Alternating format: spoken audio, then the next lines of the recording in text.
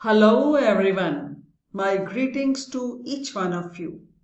This is the 9th session on rural development. In the previous session, you have understood the measures taken by the government to solve some of the problems relating to rural development.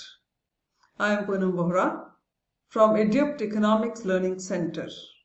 This session focuses on agricultural diversification.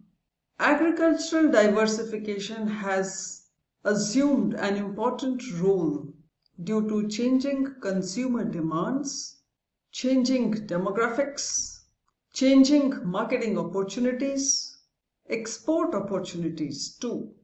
Diversification in agriculture ensures that farmers don't suffer when weather is unpredictable, as they are able to manage price risk, achieve food security, and it results in increase in rural employment. So let us understand the diversified portfolio of products by the agricultural sector. Agricultural diversification refers to the shift from regional dominance of one crop to regional production of a number of crops to meet ever-increasing demand for both cash crops and food production. Hence, some of the farm's productive resources like land, labor, capital, farm equipment, etc. are reallocated to non-farming activities. So it focuses mainly on horticulture, dairying, poultry farming and fisheries sector. Horticulture is cultivation, processing and sale of fruits, nuts, vegetables and ornamental plants. It also includes plant conservation, soil management, floriculture, landscape and garden designing. It does not include crop production.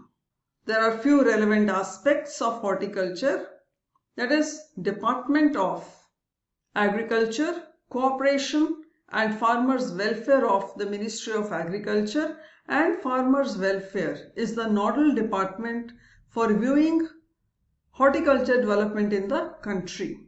Horticulture crops in India has witnessed an increase in demand, and hence there has been an increase in production over the last few years. Its percentage share in agriculture has become 33%, and over the last decade the area under horticulture grew by 2.6% per annum and annual production increased by 4.8%.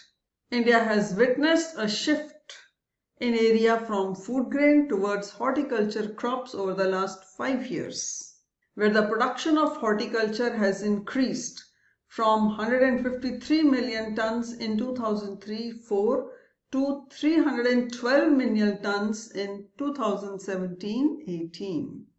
This figure is given by India is the second largest producer of fruits and vegetables in the global market, but it is faced with some common problems like inadequate availability of high quality planting material, lack of post-harvest management, technology and infrastructure, inadequate technical manpower, lack of credit, delays in implementation of government policies and so on. Also, horticulture commodities are produced seasonally and are perishable. So on account of these characteristics, such commodities register fluctuation of prices from month to month. And these fluctuations ultimately affects the returns to growers. And this has to be taken note of. Now assess yourself and fill in the gaps. I will read it for you. The horticulture sector has been a driving force in stimulating a healthy growth trend in Indian agriculture. As per the data of National Horticulture Board's For 2016-17, India produced 300.54 million tons of horticulture produce, surpassing the food grain production of 273.38 million tons. Government of India has identified dash as a sunrise industry and accorded 100% export-oriented status. Option A, fruits, B, vegetables, C, flowers, and D, medicinal plants. You need to pick up the correct option. Please check your answer. The correct answer is option C, that is flowers. Government of India has identified flowers as a sunrise industry and accorded 100% export-oriented status. Next is dairying. It encompasses the breeding, raising, and utilizing of dairy animals for the production of milk and various dairy products processed from it. It's recognized as an instrument of socio-economic development. The nation's milk supply comes from millions of small producers dispersed through the rural areas. Ample labor and small land base encourage farmers to practice dairying as an occupation subsidiary to agriculture. Unlike crop production, it provides a stable income throughout the year, which is a big incentive for the small farmers to adopt dairying as an occupation. It's operated through cooperative organizations. The cooperative institutions created through Operational Flood program now comprise of 70,000 dairy cooperatives comprising of 8.4 million milk producer families. Average milk procurement by these cooperatives is 12.3 million kilograms per day, out of which 8.2 million liters are marketed as liquid milk and remainder is converted into products like milk powder, butter, cheese, ghee and wide range of milk products. This sector also faces certain challenges like movement of milk over long distances. There are regional fluctuations in milk procurement, investment in modernizing dairy industry and so on. So government needs to look into these challenges. Next is poultry farming. It's a form of animal husbandry which raises domesticated birds such as chickens or ducks to produce meat or eggs for food. It is one of the fastest growing segments of agriculture in India. Its growth rate is 8 to 10% annually. India is the 5th largest producer of eggs. Its foremost feature is that poultry has been transformed from backyard to a commercial activity during the last 4 decades. But there are few constraints that affect the growth of poultry industry. Some of these are: there is lack of infrastructure comprising of storage, transportation, cold chain. As a result, there are wide price fluctuations. There also exist inefficient marketing system and presence of intermediaries harms both the producers as well as the consumers. Fisheries is another non-farm activity.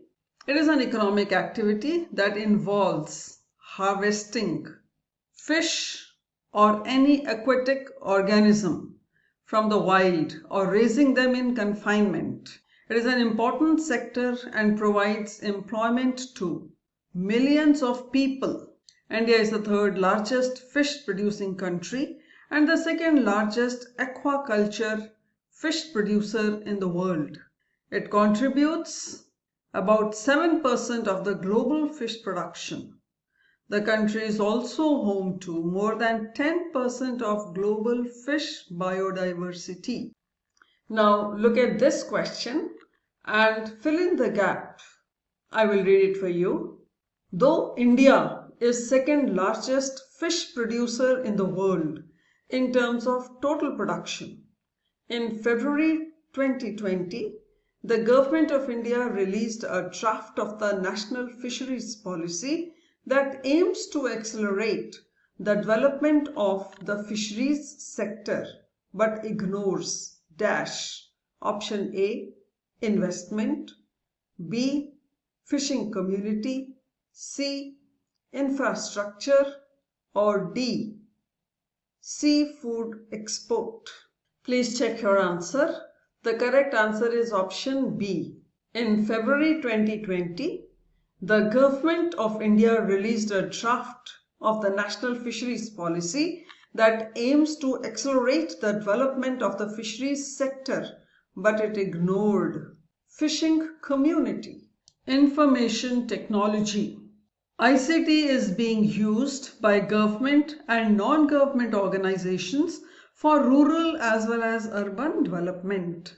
Technology plays an important role in rural development. So by the use of technology, farmers get aware about availability, price, suppliers, concessions, subsidy, market information, and so many other such things which help them to take informed decisions about cultivation, transportation, storage, and marketing of the produce. This enables them to not only maximize productivity but also their returns in terms of profit they get. So some of these non-farm activities are really useful for the agricultural sector, as each one of them provides employment and adds to the total output of the agricultural sector. I hope you are now aware of the different portfolios of agricultural sector which has provided non-farm employment and has improved the livelihood of farmers who have opted for non-farm cultivation. But there are challenges too, as you have already understood. With this, the session gets over. The next session would focus on organic farming. Till then, keep reading and keep updating yourself.